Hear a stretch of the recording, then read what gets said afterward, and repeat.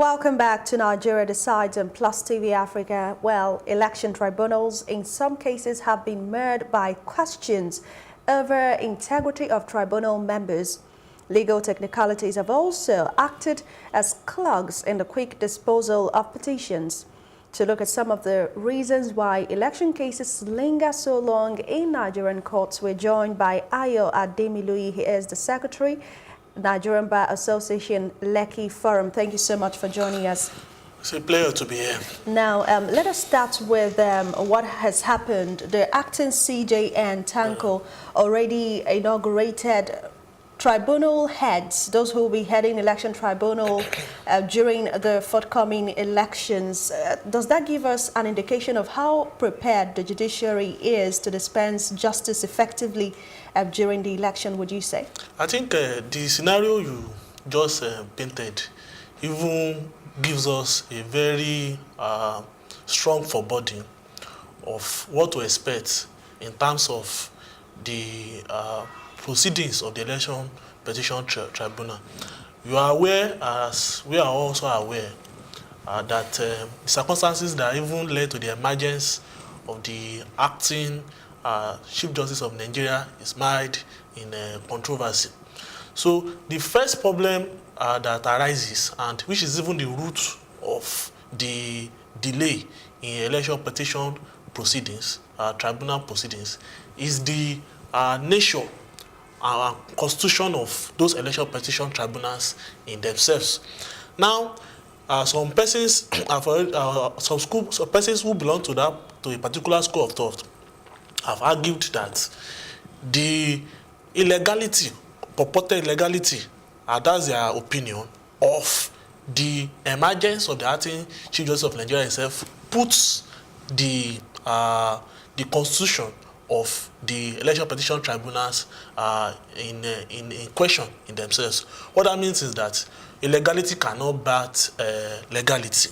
If you look at it, if you belong to the school of thought that believes that the emergence of the acting CJN itself is illegal, then you can equally lay the foundation for the argument that the election petition tribunals are sworn in by the acting CJN is also illegal. Well, some would say that we can't wait forever. If we are having this investigation and the whole prosecution supposed going on, we are supposed to have election tribunals with the CJN suspended. We have to have somebody there in the interim, and then other processes have to follow through, because if you are having a case with a CJN and there's somebody brought in an acting capacity, that individual is supposed to continue as though the CJN. So don't you think it would make common sense that readily, as he did, well, he had to form the tribunal heads? The double face scenario we are confronted with. It's a scenario where these arguments you are advancing now, that, oh, we just need to move on, we have to fill up a lacuna, so to speak. Events have to continue to move on. It's also the argument of another school of thought. Now, if we now just oppose the two scenarios, the question that we lawyers used to ask is that, can you put something or nothing? Can something without any foundation, so to speak, exist and rest on that foundation? I belong to the school of thought that believe that the emergence of the current acting Chief Justice of Nigeria is in itself controversial, and to submit humbly is in itself mad in contravention. We understand all of those. But if now, you to your question, by that stance, what is the way forward then? Should we have just said, well, we'll not have our election tribunal set up? Well, already, that particular question you are putting forward now, as we were taken by events, the election petition, the reality we have now is that the election petition tribunals have been inaugurated. Absolutely. They have also, the members thereof have been sworn in. But it now falls back to our discussion that what causes delay, what is the root of delay in themselves in election petition tribunal proceedings. And what I'm trying to make clarification on, that is exactly the nature, the procedure of the constitution of those election petition tribunals that in themselves raises questions and then causes those delays. Okay, now, take us through the nature of what you're talking about. What essentially is that ingredient in the election petition tribunals that were set up that makes delays inevitable? Very well. Now, the procedure for the constitution of those tribunals is that the Chief Justice of Nigeria would, by his own, in consultation with the National Judicial Council, would select serving judicial officers. Serving judicial officers refer to judges of from the High Court up to the Supreme Court. Now, the High Court, the judges, serving judges, the High Court of the state and the Federal High Court offer fora for pre-election matters. Now, the constitution of the state election petition tribunals, the governorship, what we call the gubernatorial and now state of assembly election petition tribunal, is always composed of serving judicial officers from the state and federal high courts. Now, the other one, which is the presidential and national assembly election petition tribunals, are also always composed usually from the serving judicial officer from the Court of Appeal. Now, I must make one clarification. There has not been a limitation as to how election petitions themselves can progress. Let's say from the gubernatorial and the state assembly, the Court of Appeal has become the final forum to determine those election petition tribunals. The Supreme Court now also serves as the presidential election petition tribunal.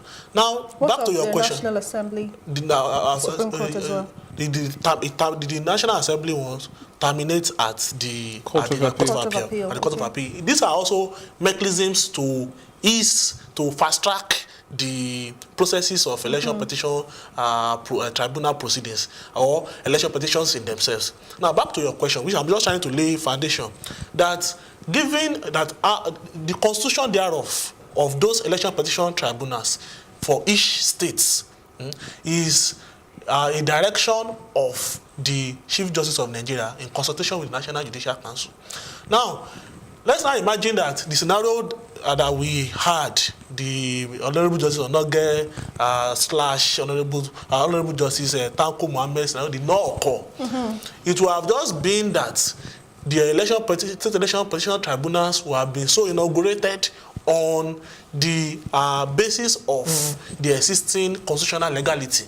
But what we are now having, which I've stated beforehand, is giving a very strong negative foreboding of what we are going to foresee, what we are going to see, or even experience after the elections. You've not touched on that. What is essentially what do you see in this inaugurated heads of tribunals that is giving you that impression that we may not have gone, to the point where we can avoid eventualities? Yes. The situation we may likely run into is that there will be someone somewhere who can institute an action and say, oh, I'm challenging the entire processes that led to the emergence of this tribunal.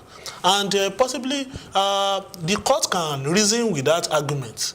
And we are going to have a chain of litigation challenging the constitution of the tribunals in themselves. And questioning why these people should be heading. But you do remember that before Justice Walter Onnoghen was suspended, that we were told that he was supposed to inaugurate the tribunal members in just a few days before he was suspended. So isn't it the same list that went through with Tanko Mohammed?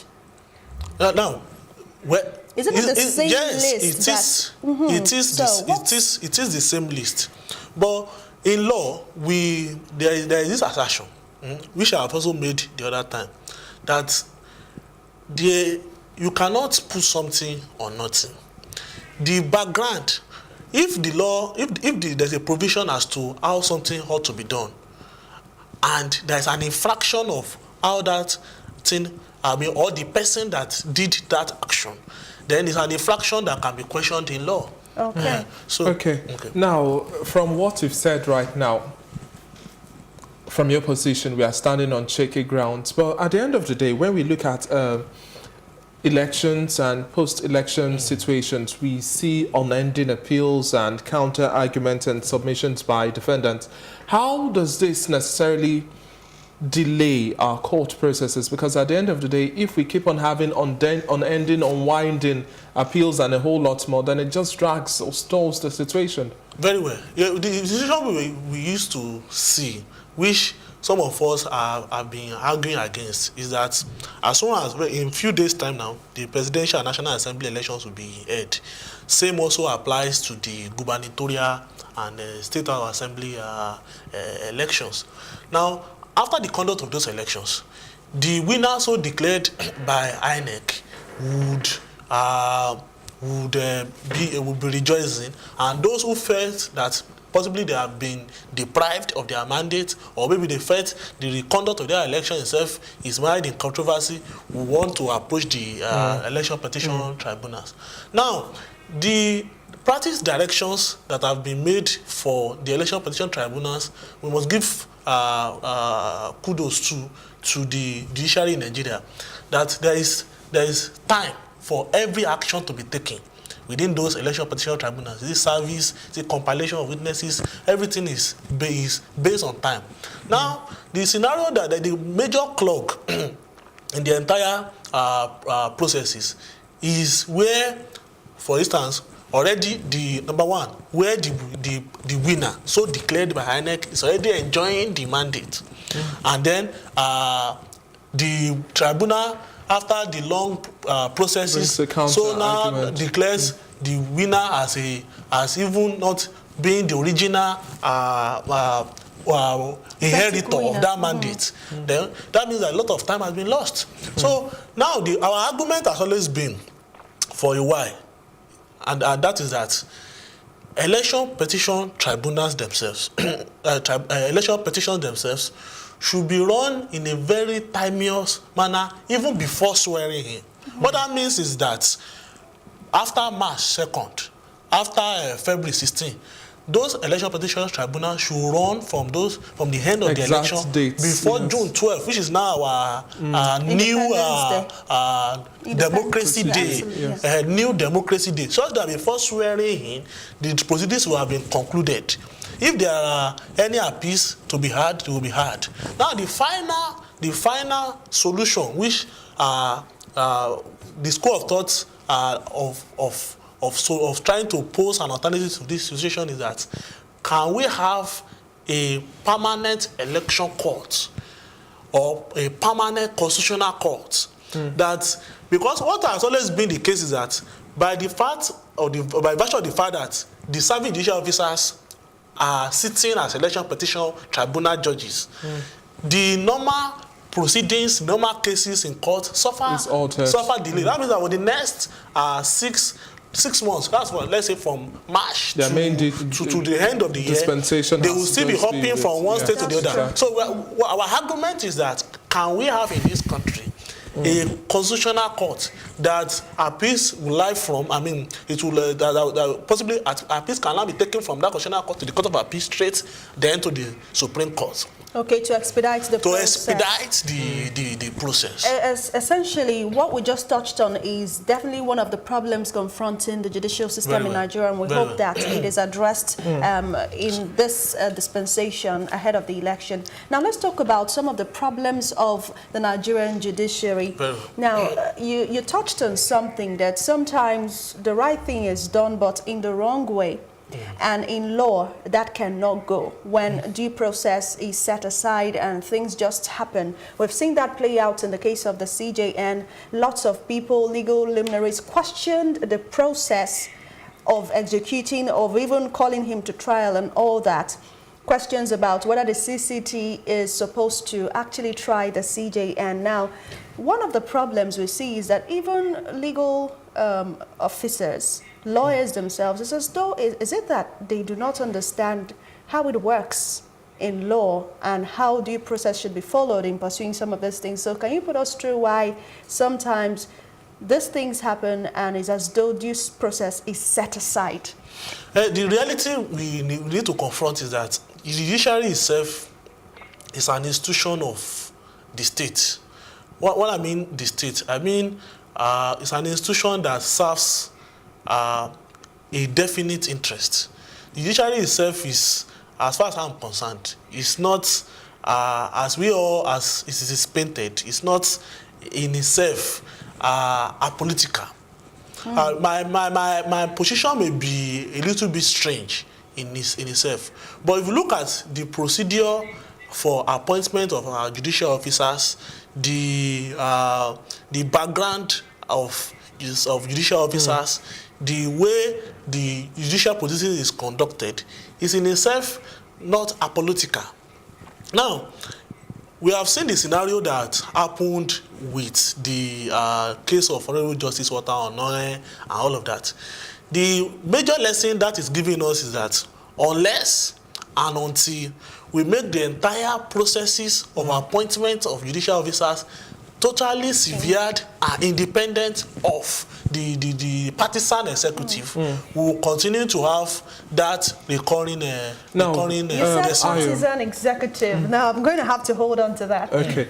Now, Ayo, we also look at corruption because you said if the judiciary is not supposedly completely neutral and still has its lenience, let's also look at corruption as well. There's this quote by suspended Chief Justice of Nigeria which says that we must not lose sight of the indispensable role of the judiciary in the fight against corruption. Corruption continues to place the judiciary in the eye of the storm, but we cannot allow that to deter or weaken our resolve. It is regrettable that the image of the judiciary has been tarnished by the notion that the Nigerian judiciary is bedeviled by corrupt elements, hence the need for image-building parade. Now, how do we now have a corrupt-free judiciary when at the end of the day, sometimes the funds that are used to pay these legal minds are funds that were illegally gotten or illegally accrued or amassed, and then we also see some instances whereby you can't even trace these monies or give due explanation in the name of the law or under the legal standing. How then do we mind this? And Falana actually said, if we're looking at election tribunals as well, the litigants and then the lawyers must understand that they must know where the source of the monies they are being paid for comes from. I think we must have a clarification as to what we are exactly talking about here. Corruption here, one of the problems of the Nigerian The first thing is the remuneration of serving judicial officers. Where do they come from? We are all aware that the remuneration comes on the Consolidated Revenue Fund. My problem with the current regime is that there is this self-righteous disposition to, in a way, assume the position of the arbiter and at the same time the prosecutor of corruption. Because the reality is this: without an independent prosecuting authority that can say, okay, that is not linked with, as I've said the other time, the partisan executive, that can verify any details supplied to it, what we're going to be having is a situation where someone somewhere, in the name of being empowered or arrogating those powers to himself, we assume the self-righteous cleanser of our society. So now back to the main issue, which is even the issue of how do we tackle corruption. First and foremost is that the Nigerian judicial system itself is in a very derelict shape. What I mean by that is that if you go to most of our court houses, they are not only in bad shape, they are not only inadequate. For instance, in Lagos State, which have a population of 23 million people, we have just 58 high court judges to deal with thousands of cases and all of that. In fact, in the jurisdiction where we are putting up the Lekki Forum or the Nigerian Bar Association, we have the Lekki High Court building that is yet to be completed till as we speak, and all of that. That's despite, you know, high internally generated revenue that comes to most state governments, not excluding Lagos State. Now, but the major problem we are having is that, first of all, the question of remuneration of those judicial officers. Now, in a situation where we have members of the National Assembly that earn arguably the highest legislative wages across the world, then there's going to be a problem, because the average judicial officer who feels that, oh, he has a classmate who is a senator, or he has a classmate who is a member of the House of Reps, and is earning in remuneration in percentages far and over and above his own remuneration, will feel that, oh, let me make a grab, let me grab more of whatever is coming to me. So most of them have this fear of the unknown. Like, what is going to become of me after leaving the judicial service and all of that? And then we have the situation where they work under very strenuous and tedious conditions. As we speak, Nigerian judges write with long hands. That's in the age where we have advanced information technology that can, in fact, artificial intelligence and things like that can deal with paperwork and all of that. So our argument is we need an upgrading of the infrastructure of our judiciary, and then we need better remuneration for our judges. Then and lastly, we need to cut the expenditure of the partisan organs of the states, including but not limited to the executive and legislature.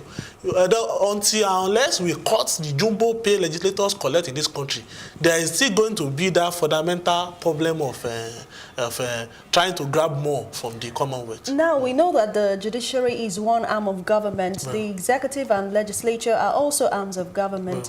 But from the picture you just painted, the judiciary appears to be the younger brother in terms of remuneration. So in the case that the judiciary interprets our laws, and we have the legislature making all of those laws, if the judiciary does not function, we'll have a problem. So why is it that we still have that divide in terms of the compensation for judicial officers? I think the reality is that in this part of our world, we live in we try and underestimate what we should really prioritize.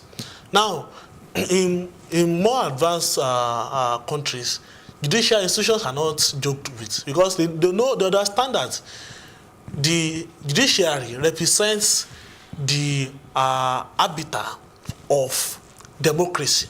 In fact, where the courts are not, where we don't have easy access to the courts, what that means is that we are on a fast race to the banana republic. So who is responsible for the state of things in the Nigerian judicial system so that we do not compensate judicial officers enough? Who is responsible?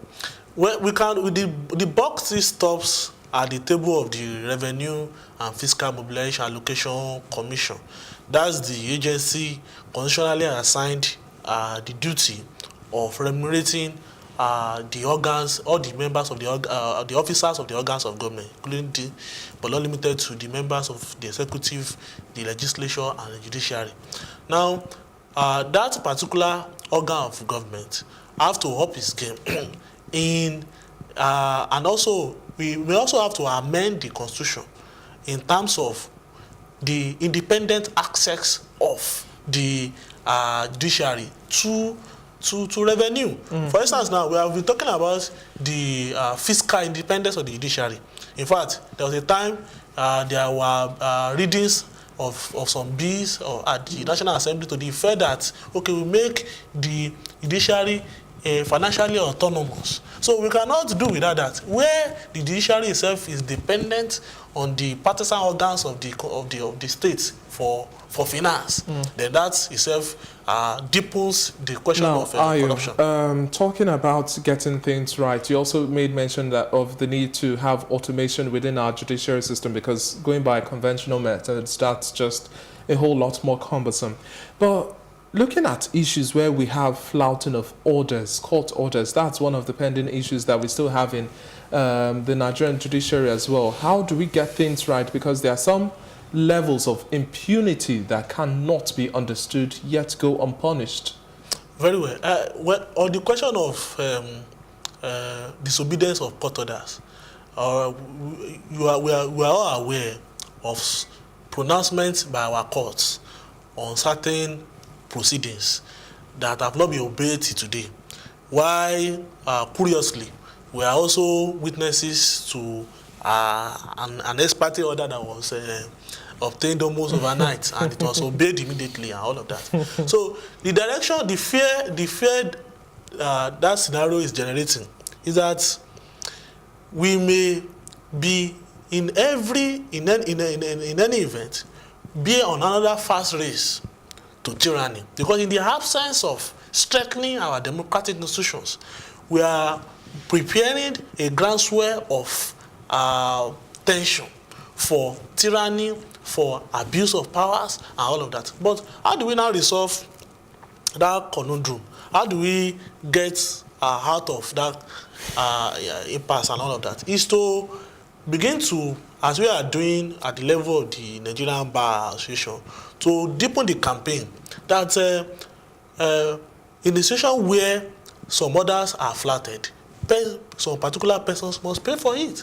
And let me add that in a situation where, let's say, a sitting president or a sitting governor or any other person so clothed with the immunity or not to be prosecuted for consequences of disobeying court orders, same person should, or at the expiration of their tenure, be prosecuted for that. Immediately. Okay. Immediately. Yes, and are we putting measures in place to ensure that that happens?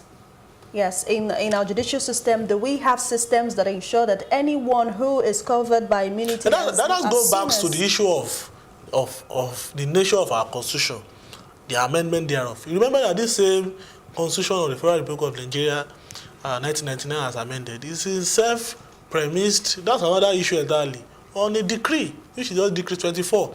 So I think we have a fundamental problem in this country, which we have not addressed. And as days go by, and even as the election is just 1/100 of many decisions Nigerians are going to make in the coming period, because the election itself is going to bet a lot of chain of other reactions.